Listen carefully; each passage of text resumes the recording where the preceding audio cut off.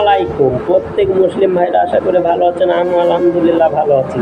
তা আপনাদের ঘরে আমি কিছু কথা বলবো, কথাটা বুঝে যাবেন যে মিজানুর রহমান ভাই বক্তা যে কটায় দেয় সঠিক, আশিস ভাই বাংলাদেশের যে কটা বক্তা আছে সব সঠিক।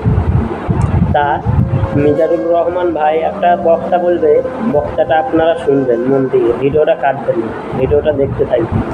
এবার কি বলছেন কথাটা বুঝে যাবেন প্রত্যেক মুসলিম ভাইরা কি বলছেন, এবার কথাটা শোনেন।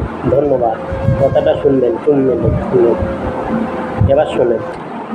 যাদের গায়ে শক্তি আছে তারা ভিক্ষা না করে কাঠ কেটে পিঠে সে বোঝা নিয়ে বাজারে বিক্রি করা অনেক ভালো।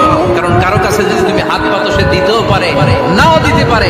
আর কষ্ট করলে কষ্ট কোনোদিন বৃথা যায় না। চিল্লা করে ঠিক কিনা?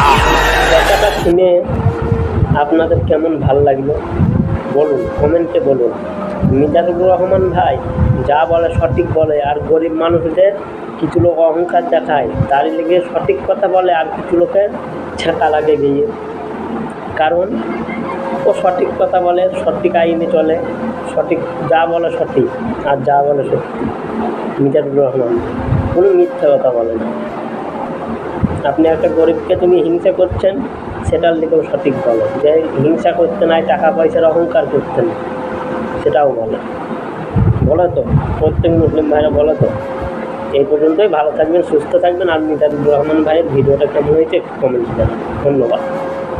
ওকে।